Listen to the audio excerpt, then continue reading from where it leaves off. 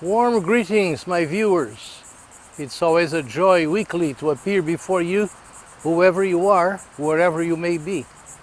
And I hope that these video blogs have been beneficial to you in that I deal with very practical issues using the things that surround us anywhere in the world as the background, but with lessons that anyone can benefit from. And my hope is that such is the case with you as well. Today I'm reminded of an ancient story. I don't know how old it is, but it relates to a certain individual who was greatly suspect of being a thief of some sort. Daily he would cross a certain border where he had to present his documentation before proceeding.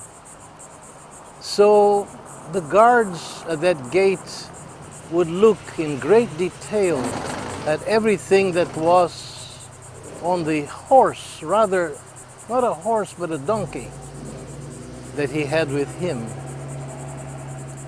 But the longer it took and the more careful they presented themselves, absolutely nothing suspicious could be found. So the man always showed much patience because he knew that he had to observe and support those authorities, and they would let him go. The next day the same thing would happen again. And I can go on for days and days, maybe weeks and months, always the same thing. They would examine the horse from top to bottom, lift every possible piece of hay that would be there, and they did not find anything suspicious.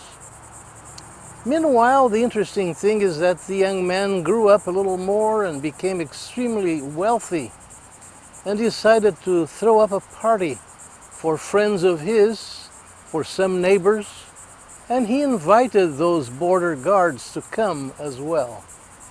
At the appropriate moment, one of the guards asked him, "We know that you are smuggling something, but we are never able to find, as you well know.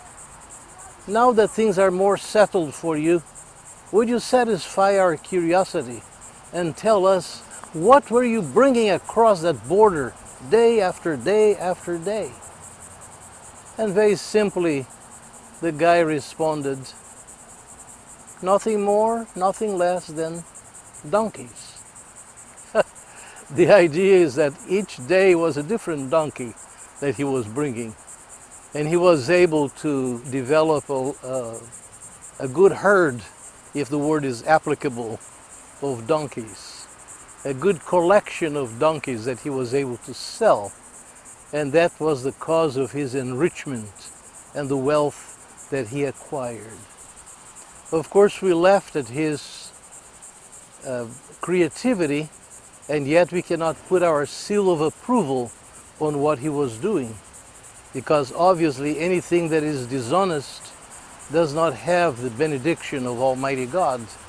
And these are things that all of us should avoid doing wherever we are, at any time, with anything. But it is important that we realize that there is a better way always before us.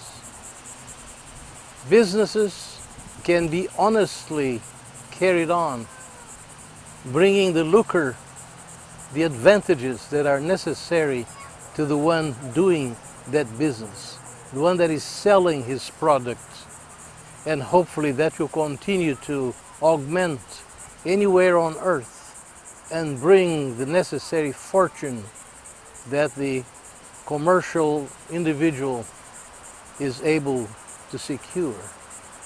So let us always seek the best way to make a living, but let us never forget to make a life first of all, because it is only through honesty and proper procedures that a life can be built, a life that is full of confidence in what he or she is doing, but also who instills confidence in those that would be doing business with him or her.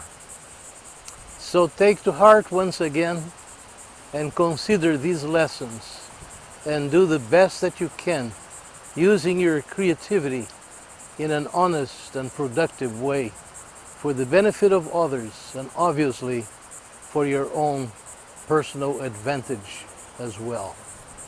Thank you again, and until the next time.